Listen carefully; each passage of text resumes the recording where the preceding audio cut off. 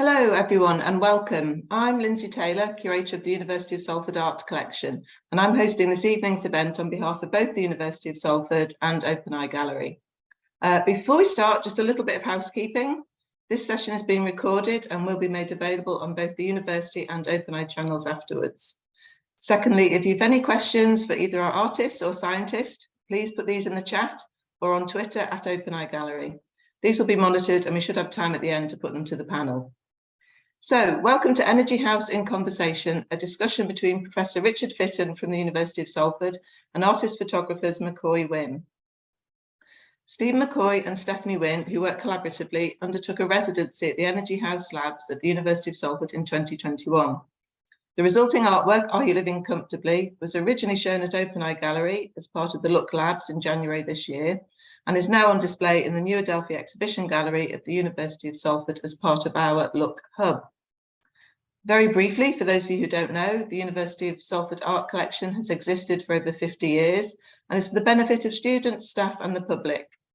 We regularly commission artists to make new work for the collection, which responds to and reflects the world around us today. Climate change is one of our key areas of focus.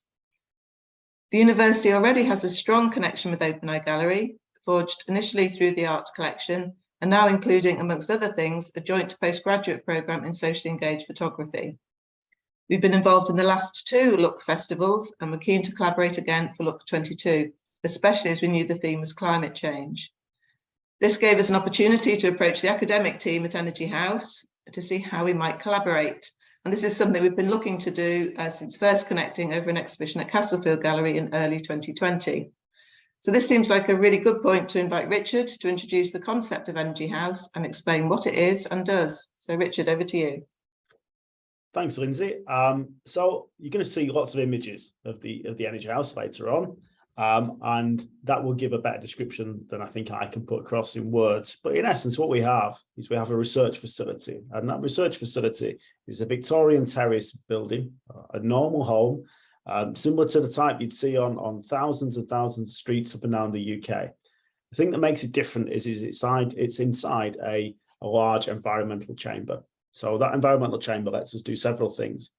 Adjust the temperature, so -12 to +30, add wind, rain, snow, solar radiation onto the building. So we can create our own weather patterns within that chamber.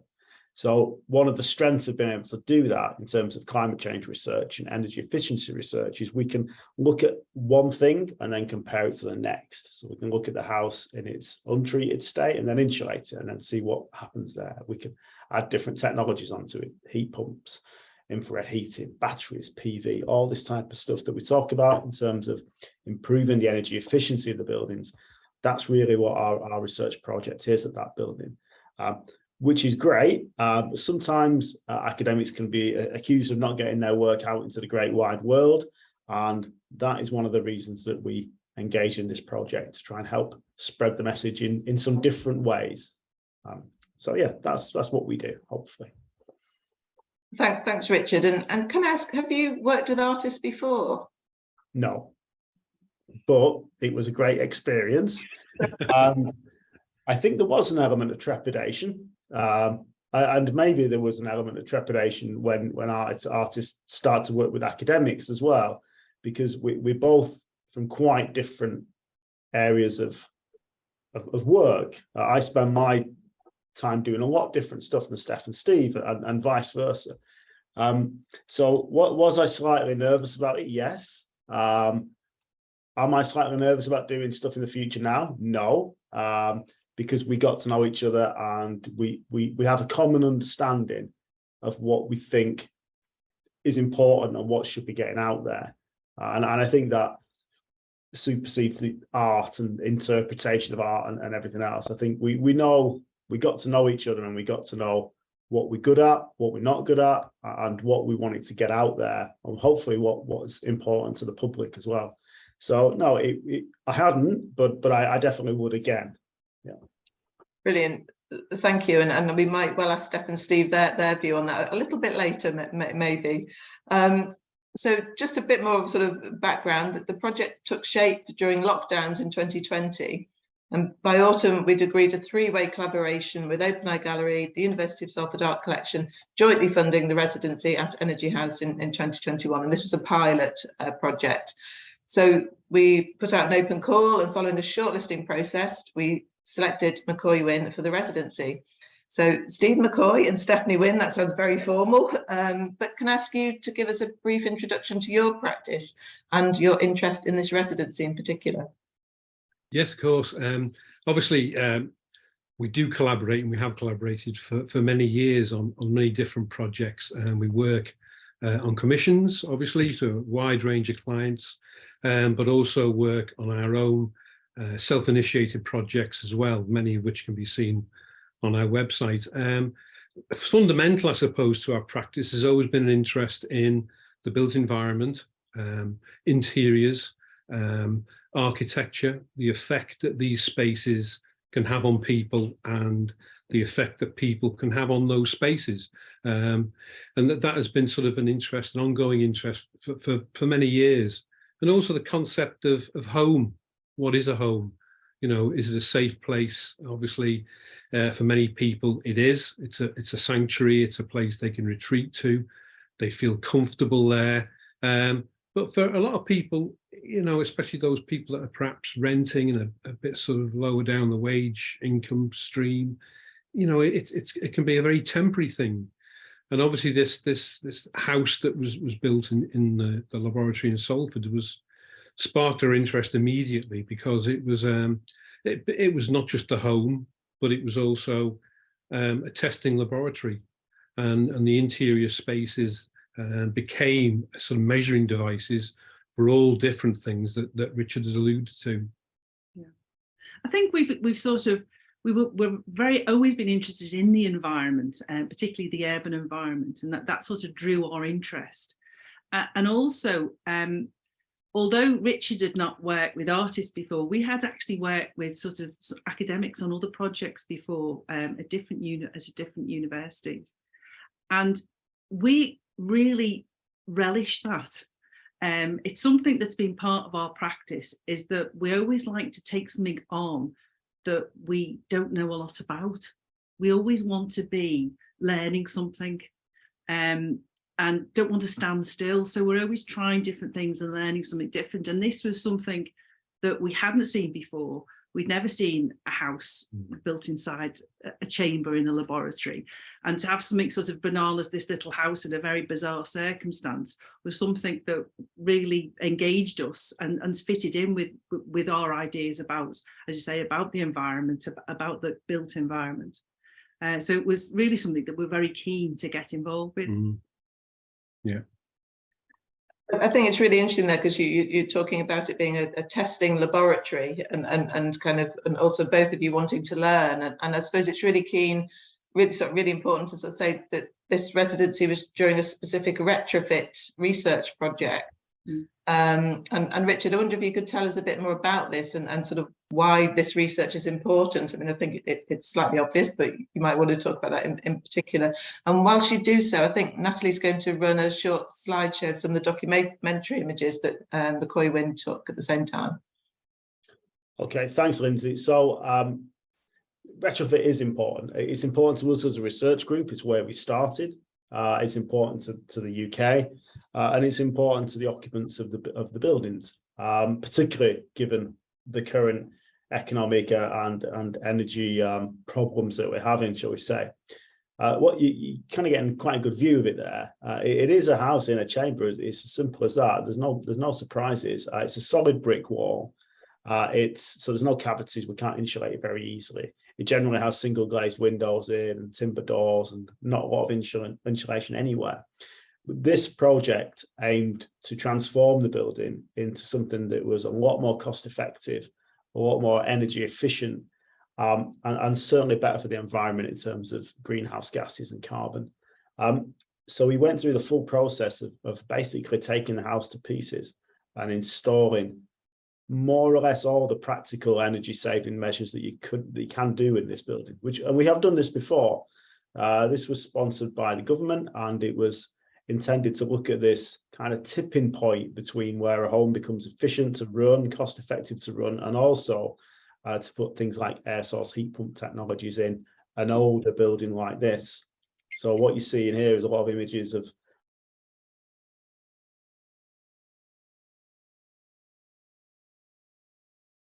out of this building, to be honest. You've seen some of the sensors, so there's upwards of 200 sensors in the building, collecting gigabytes of data every week. So you're looking there at the red discs, they're measuring the amount of heat flow going through that wall, and then the things on the tripods are measuring thermal comfort. Here, Steph and Steve are capturing us installing underfloor insulation, which is, as it looks like there, is a mammoth task. It's not easy, it's messy, it's disruptive, no one wants to do it, but it can make significant changes. And it makes significant changes to energy, and also something that I think Steph and Steve captured really well in their further images, which is around thermal comfort. So this isn't all about saving pounds and saving the earth. This is also about making people comfortable in their own homes. And here you see the external wall treatments going on. So this is a steel frame that we insulated behind the steel frame, then put kind of fake bricks over the top. So it looked semi-convincing, even when it was finished, in terms of how it used to look as a brick street property. So this is a groundbreaking piece of research.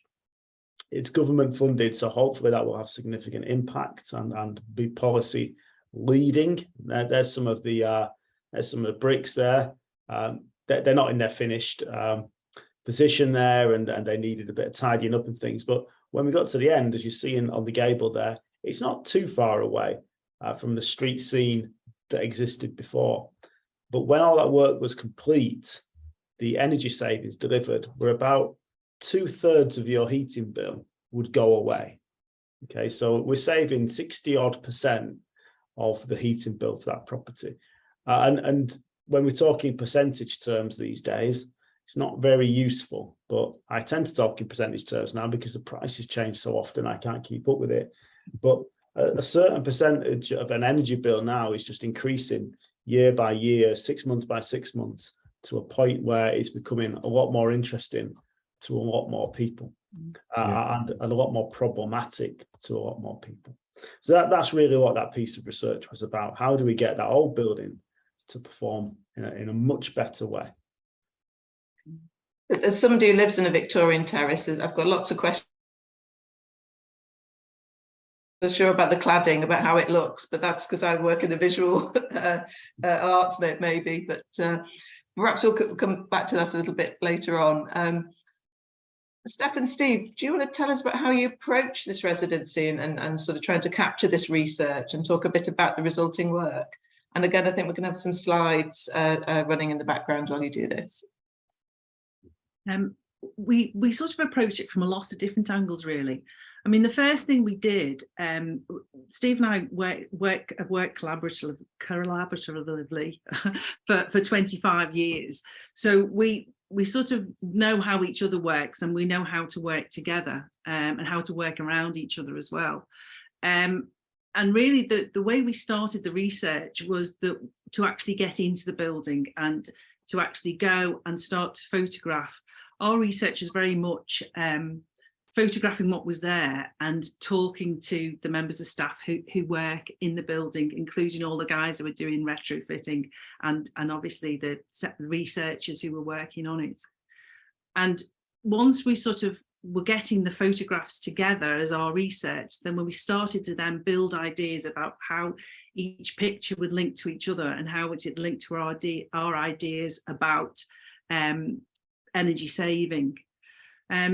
We also drew in a lot of other sort of issues into that we wanted to sort of try and bring in the fact that we wanted to grow our own food from seed as sort of an idea about how we can be more sustainable. We looked at our own carbon footprint and tried to measure it. We visited areas around Salford, like the picture at the moment that was at the Bridgewater Gardens RHS, to try and sort of bring in scenes and parts of Salford into the house. So it was a multi-layered approaches to how we would look at the house, which is ended up in very multi-layered images. And this is one of the multi-layered images on the screen now. Yeah, I think you can see the sort of almost the before and after photographs of the idea that we concentrated on, because obviously you know, when you go into a sort of an unfamiliar environment, you need to familiarize yourself with it and the staff that work there. And that's what we did in the first instance, by many visits going back and taking more straightforward photographs, and then realizing that it'd be interesting if we could turn the sort of the laboratory sort of side of things back into a home that was comfortable. And so we were obviously conscious that the view out the windows, for instance, were just the inside of the sort of the big warehouse that the building was situated in.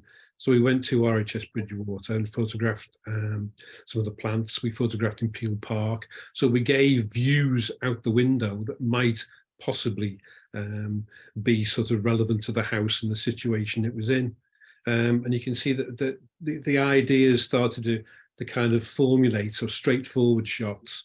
We then introduced clues and elements that were sort of talking points that maybe people could then think about what they do in their own home, how they go about, you know, living, and sort of thinking about ways in which they could make the home more comfortable from, you know, a sort of environmental point of view.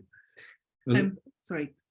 And also for this next photograph, for instance, we also put things into the photograph that perhaps a bit more controversial, again, to raise talking points, like the wood burning stove, which many people have, which is now becoming perhaps, you know, raising issues about, you know, particulates in the atmosphere and how environmentally friendly it is. So we're conscious of making talking points through the photographs. I think that we wanted to do was actually make those talking points and bring in all the elements that we sort of thought about when we were considering making a home as energy efficient and therefore as less environmentally damaging as possible. You know, we tried to bring these things together. So we had the plants, we had the carbon footprint, we had the views, but we wanted to sort of have these like ghost images that are a bit whimsical, to interest people so they could recognize the house as a home, but also see clues to all those quite important issues that are visible in it. This one particularly is quite whimsical because it's got the Christmas decorations. Getting those down soon, won't we? But what's important about it is that this loft has been insulated. That's the important thing. And in addition to that, we took a series of photographs with the infrared camera that belongs to Energy House. And we used the temperature scales from the camera to show on the images, to give those sort of ideas of colour, where the areas of cold and where the areas of warm are. So each photograph we wanted to have quite complex, so somebody can look at it and read a whole story through the image. Yeah. And obviously, you know, as Richard said, you know, to actually bring it to a wider audience as well, you know, through the ideas of you know, visual clues, you know, that was very important to us, you know, that we were obviously, you know, we were very conscious of the important work that Richard and his team are doing, and how to get that across within a sort of different context, i.e. a gallery setting, which would bring in a different audience, and to really make people think and to ask questions. And I think we succeeded, you know, just an awful lot of people talking to us at the opening about, you know, obviously these important environmental issues. I think, but one of the things that we did do that we thought quite a lot about was we added familiar details to a lot of the pictures that would draw the viewer in, and also put some of those details in that maybe would resonate with people, or maybe had some sort of environmental note to them, such as the fire, having the log fire. But we also put in there one of the sort of scenes on one of that is to the side of the house is some urban trees, some actual urban planting in an urban environment. We placed milk bottles on the step because we thought that is a greener way of getting your milk in glass bottles being delivered. And we also rested a bike up against the wall of the house on one of the photographs, because we wanted to have a look at that idea of green transport as well. So we put in there quite a few sort of small things that are signifiers of how we should maybe all be reducing our carbon footprint and conserving energy. Mm-hmm. I think, I mean, the images sort of really work for me, and I think they do exactly what you wanted. And I'm really glad that you mentioned about the thermal images or the infrared images that you use, the thermal camera. And I know we were having a conversation last week about you photographing your reflections, which you couldn't see. I don't know whether Richard or you guys want to explain that. Well, I mean, Richard can explain it better than us, I'm sure. But it was because it was a surprise to us. We took a photograph of the door into Energy Lab, and we couldn't see our reflections because the light was on inside the lab behind. And then when we took the same photograph with the infrared camera, that picking up the heat, we could see our reflections in the glass. So it was picking up our reflection as heat, obviously, rather than our visual reflection. It was strange because you could see ourselves, and when you look with your eyes, we couldn't see ourselves, but the camera could see us, which was quite fascinating. It's a great sort of piece that. So moving on a little bit, Richard, you enjoyed working with us and Steph and Steve so much that you have suggested we'll do it again, and we'll come to that shortly. But what have you learned through this process of working with artists? What have I learned? I've learned not to fear it, and I've learned that I think we all more or less want the same thing, which is whatever we see to be shown to something else, hopefully in an interesting way. And I've also learned that works. Like Steph and Steve says, when you look at these images and you look at them in a very well laid out way and in a nice exhibition where people are a bit more relaxed and they can kind of look at this stuff and have a bit of a think about what's going on, then that's a much better way to engage with people than me just kind of blathering on an academic conference, because those people already understand what I'm saying. If I can get our research out to people who wouldn't be interested in reading an academic paper, which, let's face it, is most of the planet, then that to me is a win, and it's a big win. So yeah, I think the things I've learned are A, to do it, B, it definitely works, and C, just trust them as well. Just let Steph and Steve, they did something here, which we'll talk about the other day, and I basically just give Steph and Steve the keys and just literally left them there and let them get on with it, because they see things that I don't see. And if I go around and show people, then they might be missing some of the other things. So like I say, I literally just gave them the keys, and we did the same with Energy House. Just kind of get on with it, and you tell me what you think is interesting, because I think many things are interesting that probably aren't. So yeah, just kind of let them get on with it.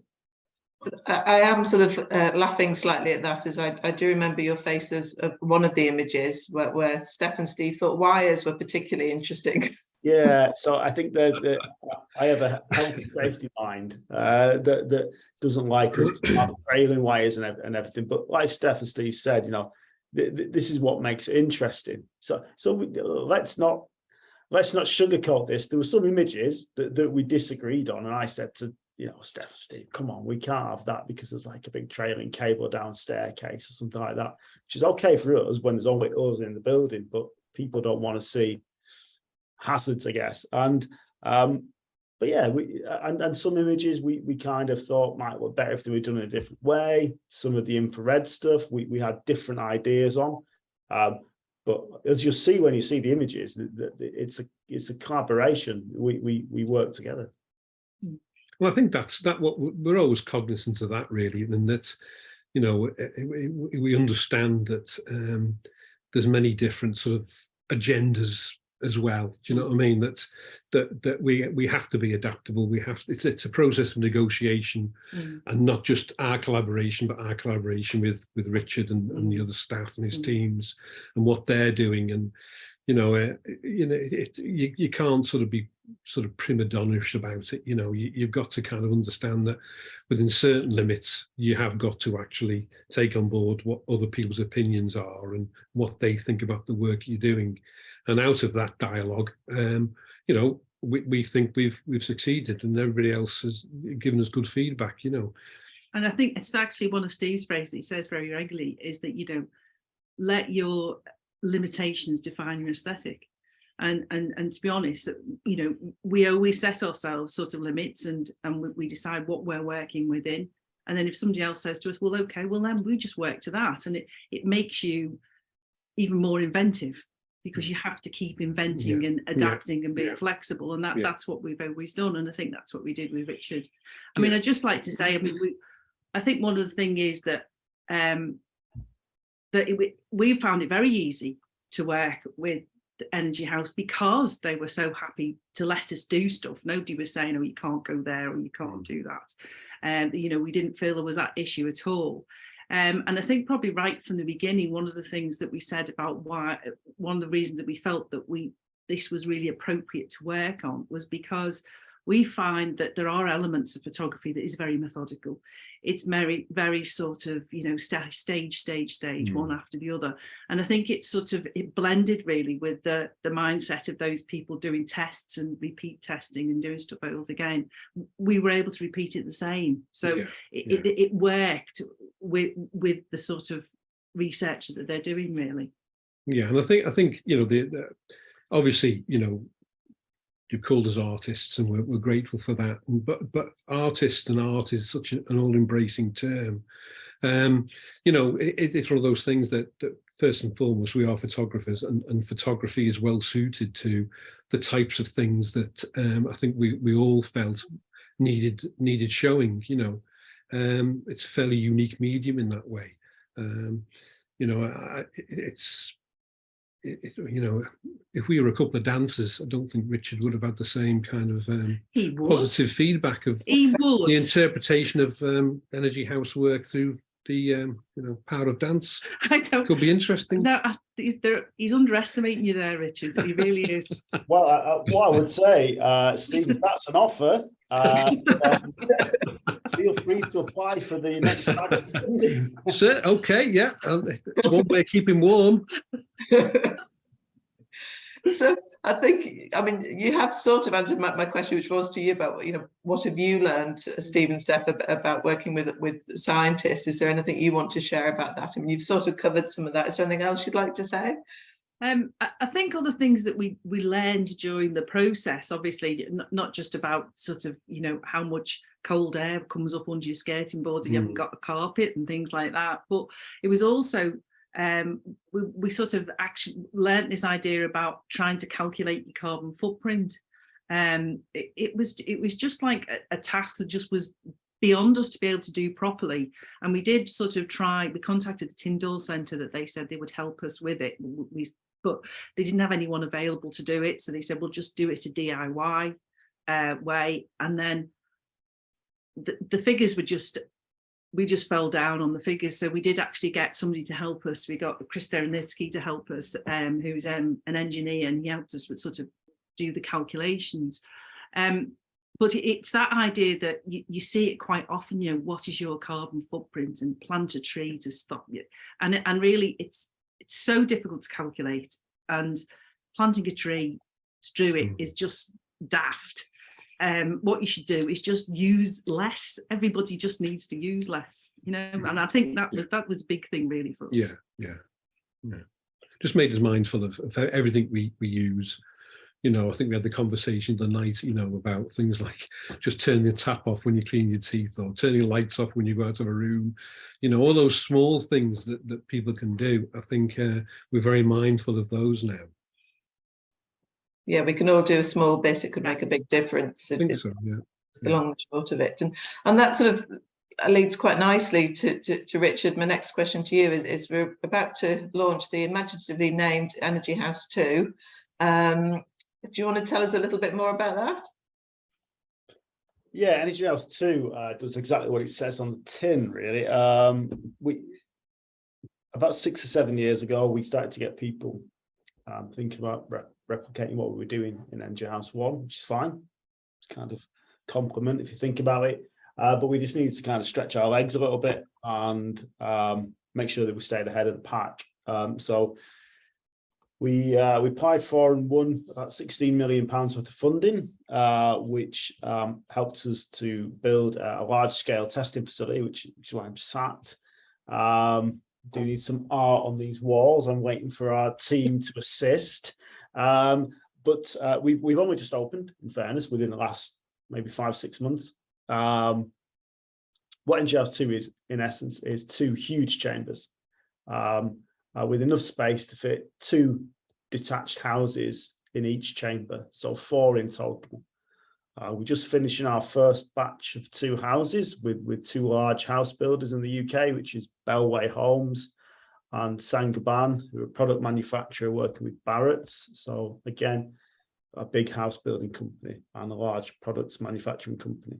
The idea there is that we use these chambers to recreate the weather in different parts of the world. So we can recreate the climatic conditions in about 95% of the populated landmass anywhere in the globe. On the globe, should I say.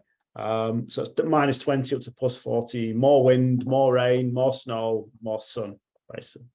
So what we look at is we build a building in there, build 2 houses in each chamber, and we put them through their paces in terms of energy performance and how well they perform under different conditions. And then we can also have people live in them as well. So it's really quite an interesting project. There's only one Energy House in the world, and there's definitely only one Energy House 2 in the world. I think it's quite safe to say.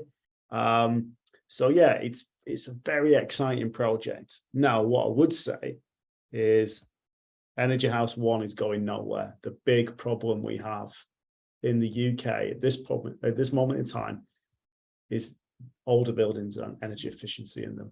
And it's not going away, this problem.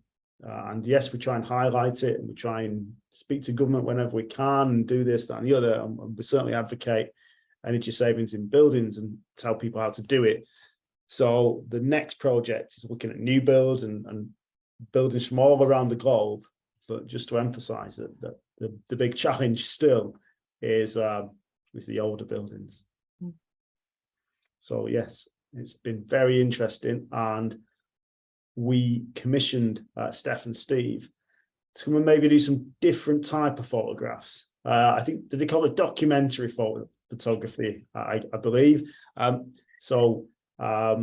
Although I do love, my favorite picture of all of them is the suitcases in the loft. I think it's absolutely amazing. I think it's really funny, and it gets to the point.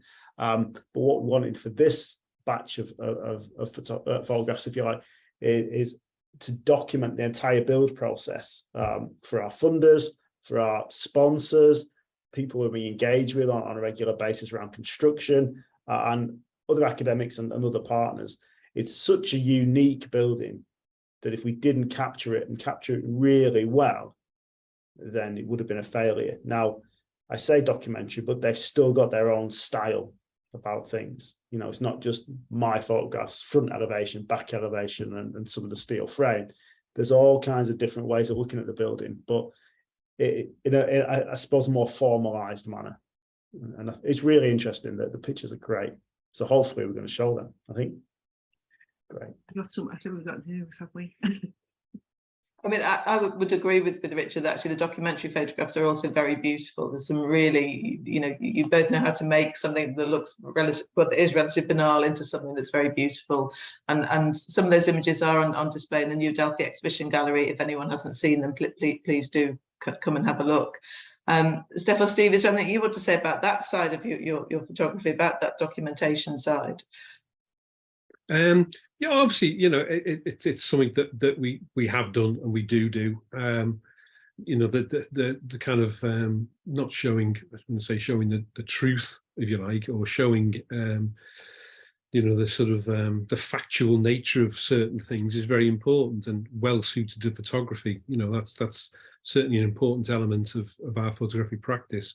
But we're always conscious of trying to do a bit more, to try and show a bit more, or to engage people, because you can have the very run-of-the-mill photographs that okay, suit a purpose, but you need to take things beyond that. You need to show things in a way that captivates and engages people. And I think we're also conscious, aren't we, that we always like to reveal something. We like photography that is revelatory as well, that shows people something they know in a different way, or something they don't know. And that's again an important kind of part of our practice. I think also it's sort of we're in a position really of quite a position of privilege. That I think that's true. We do feel very privileged. That you're able to go into these places that like the Energy House, that maybe not everybody gets the opportunity to go inside and see. And not only do you want to photograph it to be able to show what it looks like and what we felt like when we go in, so it gives you that atmosphere, but it's always sort of looking for those things that maybe other people wouldn't expect to see. I mean, I think it's probably the idea people have of building sites, they'd be dirty and lots of concrete being poured and a bit messy, but you can also see that there's really organised and coordinated structures, and things like the cladding can sometimes be bright purple, and the wires can sometimes be bright green, and you end up in a space that's got all this colour and pattern and shape. That really it's such a great privilege to be in there trying to photograph it. Because it's alive. There's a couple of things that spring to mind as well. It's like when we were photographing Energy House 2, extremely high-tech construction site, and then we come across a couple of old battered tar buckets that somebody had been using to put on there, or somebody would have a battered wheelbarrow. And you think, how many centuries has a wheelbarrow been used in construction? And here we are in this super high-tech facility, and there's a battered old wheelbarrow. It's those things that I think spring out to us as well, those little things that you notice. Well, I think it's really sort of interesting you say that, because as Richard has said, he has enjoyed working with us and has agreed to that it was a pilot project, so we're going to go on to the second phase, and we have been successful in securing funding from Friends of Energy House to run 2 further artist in residence programs over the next 3 years. Now, these are in partnership again with Open Eye Gallery, and also with other long-term partners, Castlefield Gallery, who Richard has also worked with previously. These will be longer residencies, which will enable artists to work with the Energy House team, but also potentially the companies testing their buildings or materials, and sort of spend that longer time there just to see what people might discover. I think perhaps be more curious. So we're really excited to see what comes out of these. So for anyone who's interested, the first residency is now open for applications, and the deadline is the 28th of November. Details can be found on either the Art Collection website or on Open Eye's website as well. And a big thank you to Friends of Energy House too for supporting.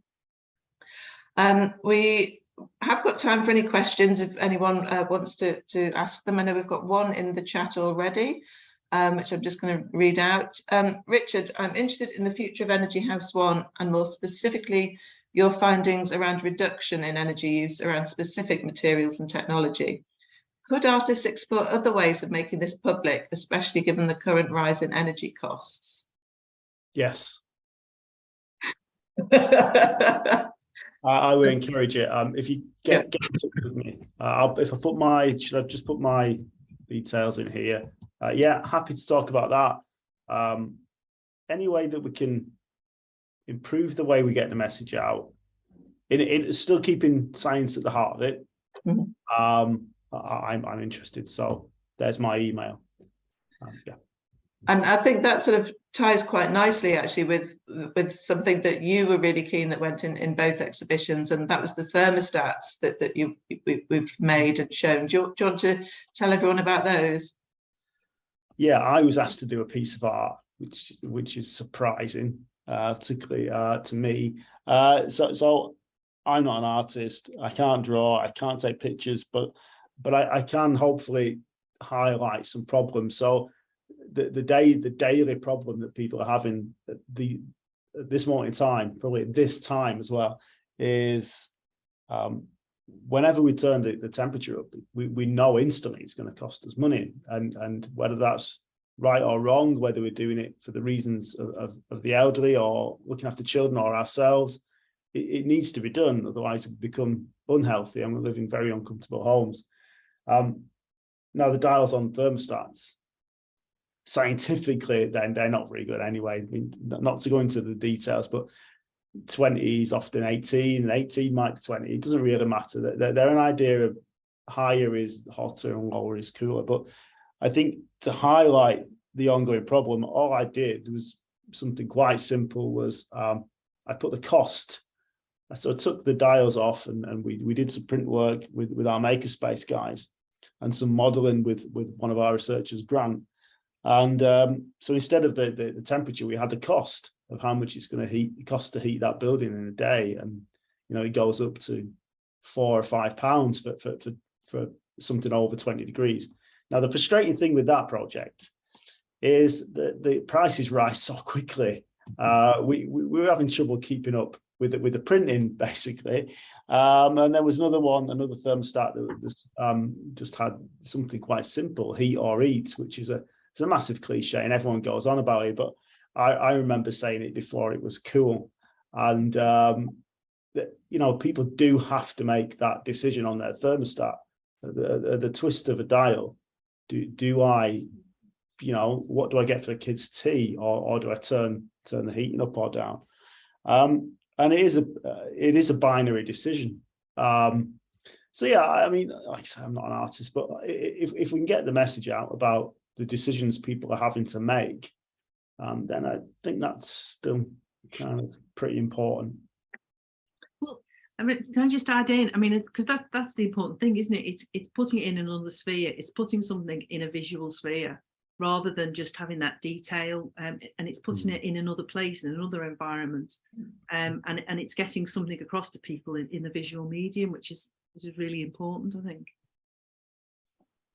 I agree. I mean, I think they're actually very effective. That's sort of like the idea from the start.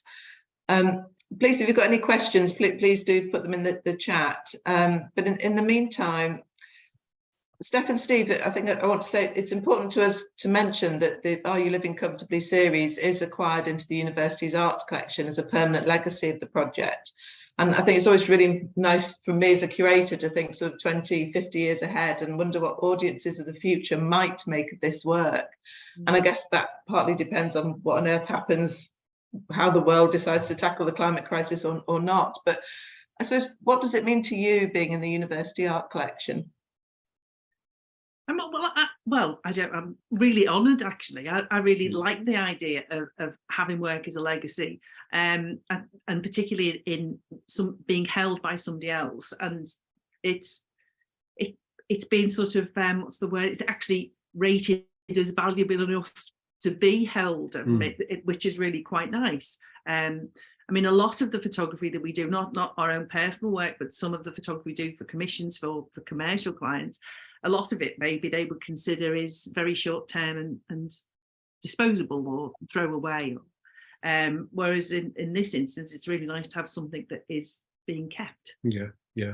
I mean, how will it be used? Or obviously it goes into your collection. Will people be able to access it after the exhibition finishes if they want to see it? Or, I mean, how do you see it being used? With everything that we collect, we want it to be out and used as much as possible. So if anybody wants to see something that is in storage, they're welcome to contact us, and we can always arrange that.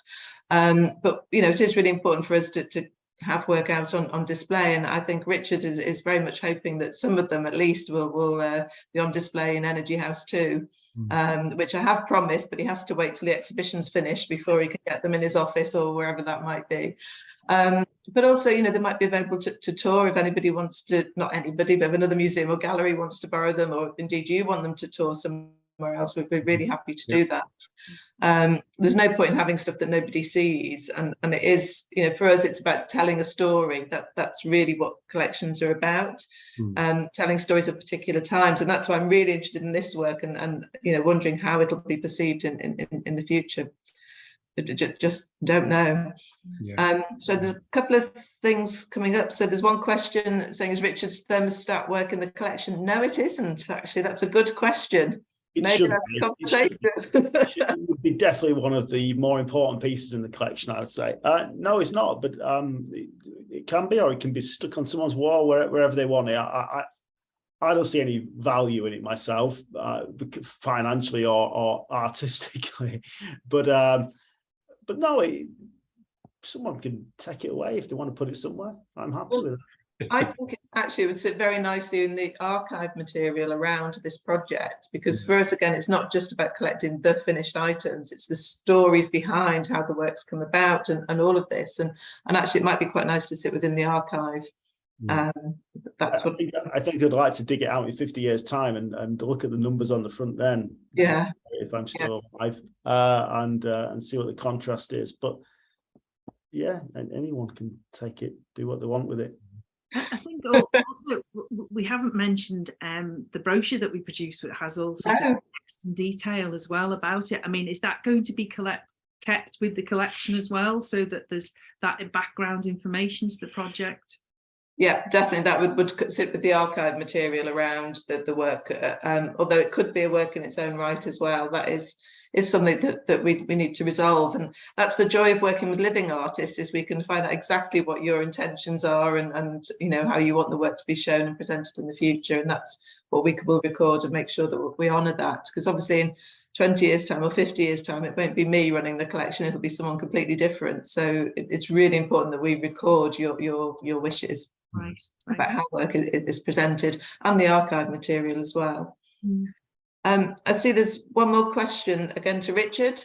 Who is your priority target audience for sharing your research?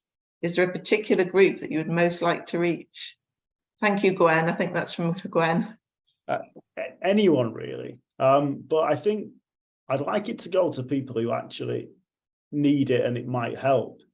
So when Steph made a really good point that they're a great set of pictures, but we also spent a hell of a lot of time kind of writing some kind of guidance that goes alongside it, which is available in the gallery. And, you know, and it tells you what we did and how we did it. And it tells you about all the different things that went on. To me, you know, we went to London the other day and went in the Tate Gallery. Okay. Now it's clearly maybe not getting to the Tate Gallery. Okay. But are they the kind of the middle class intelligentsia that are going around a lot of the Tate Modern? Are they the kind of people that we need to hit with this? Probably not.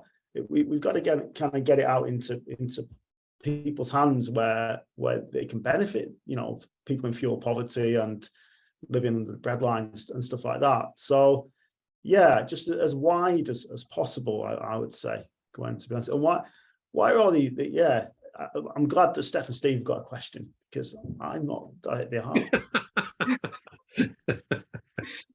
So the next question is, interested in Steph and Steve's use of green space, suggests ideal in urban environments. Well, we did want to use those sort of green spaces. I mean, as we said earlier, we've got this sort of background of sort of working in urban environments. And we have worked in the past with Mersey Forest on Merseyside and North Cheshire, which it's really important to them as the planting trees within the urban environments. And we've also done projects about urban trees. So it's something that's really important to us. I mean, we're urban suburban dwellers, that's who we are, and we value those small patches of green space, and we do a variety of projects about those green spaces. So yeah, it is important to us that we have. It is. I mean, spaces. There's one that's very current at the moment, close to us, Rimrose Valley, which is still under threat of by Highways England are building a sort of dual carriageway relief road right through the middle of Rimrose Valley, which is about the only urban sort of, should we say, green space in the area. And there's lots of information on different websites if people are interested. But it's absolutely criminal to us that in this particular sort of, you know, sort of time and place, the green spaces are under threat. It's just absolutely crazy, you know, that you know, we're losing sort of so much important green spaces to building developments and, you know, urban infrastructures like roads. It's crazy. Can't understand it. I think it's one of these things, though. I think maybe that is part of all the work is that that it's about green space, and it was about the planting, and it was about the idea of home, is that although Richard is a scientist and we're relating what he's done, I think what's really been important to us is that whenever we do something, it's always about our lives as well. So it's not just outside us, it's not just the artwork we've produced is not just outside us, it's all our interests and things that we want to highlight in there. So it's our concerns and our interests and our backgrounds. So, you know, I mean, we live in a 1910 house that's like brick, you know, so we're in the same position. So it's there's a lot of us in there. And one of the things that we do find important is having green space. So yeah, it was important to us. Good. And that sort of leads to another question I'm going to go back to Richard and so just before we wrap up, you know, as everybody is wrapped up, I'm wearing my scarf now and kind of it is feeling dark and cold, you know, what advice would you give to what's the easy things people can do to reduce their impact on the environment? You're on mute, I think. Used to this after 2.5 years. I used to enjoy answering this question because I could say insulate your loft, put some cavity wall insulation in, put wall insulation around a solid brick wall and do your floors, change your boiler, you know, add your thermostat. It's quite an easy question to answer, but given that no one can afford to do practically any of those things these days, we've had to take a different tack. And to be fair, it's a tack that I've been researching since I started this, which is kind of cost neutral interventions. So we talk a lot, there's a lot in the press about these days about turning the flow temperature down on your boiler with no evidence whatsoever to say that it saved any money. We got the evidence now. We just published it through a charity called Nesta. So if you Google Nesta, you will find our report on there, which suggests that if you turn your flow temperature down from 70 degrees on your boiler down to about 60, maybe just under, there's a significant chunk of savings that you can make there. It depends on the type of house and radiators and stuff, so I won't go into the numbers, but there's a significant chunk of savings, and there's some good guidance around how to do that. Spent a lot of my time looking at curtains and carpets and things like this. So, you know, go home, shut your curtains at night tonight when your heating's on. Same with your blinds in your bathrooms and your kitchens, and you're looking at a couple of % of your annual energy bill. Same with carpets. If you're happening to change your carpet, stick a decent underlay underneath, and you get improved levels of comfort, and you save up to about 2%, 2 and a little bit % off your heating bill every year.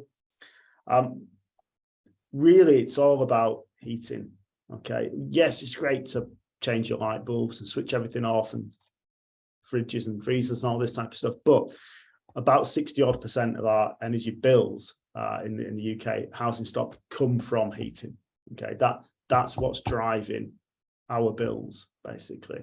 So I would encourage uptake around that. So, but there's lots of good guidance out there, and it's too much of a long process to kind of go through now. But yeah, there's some simple ones that I think are straightforward and anyone can do without being patronizing about telling people to go and spend thousands on external wall insulation, stuff like that. Yeah, thank you. It's all good advice, and I do sort of think about that external cladding and just thinking how people can be able to afford to do that. You know, it's just not, individuals can't do that, can they? Anyway, let's see what happens on that front. It needs a political answer to that. I think we're about ready to wrap up, unless there's anything you want to wrap up with, Steph and Steve. Something else you'd like to say? No, not really. I think just in conclusion, I think you know, it's been a privilege to work on the project, and all the support and help that we've got off people has been gratefully received. Yeah, really interesting. Thanks. Well, thank you. And, you know, I think it does seem to have been a really strong collaboration with everybody, you know, including with Open Eye Gallery and with Richard and with you as artists and photographers. You know, I think we've certainly enjoyed that process as well. So big thank you to you all for this evening. Thanks to the Open Eye Gallery, both for the technical support this evening, particularly Natalie, but also more broadly for just being fantastic partners to work with. This will be made available online shortly, I believe, and I've just got a couple of reminders. Are You Living Comfortably is at the New Adelphi Exhibition Gallery until the 23rd of December. The deadline for applications for the first residency with Open Eye and Energy House 2 is the 28th of November. And again, details can be found on the Open Eye website or on the Art Collection website. And the final reminder is that on Thursday evening, the prestigious Sony World Photography Awards exhibition launches at Open Eye between 6 and 8 o'clock. I think everybody's welcome, but you are encouraged to RSVP through the Open Eye website. So I think that's everything for now. Thank you all very much. And thank you everyone for listening. Thanks Lindsay. everybody. Thank you. Thanks, Richard. Thank you. Thanks, everyone. Cheers. Goodbye. Bye.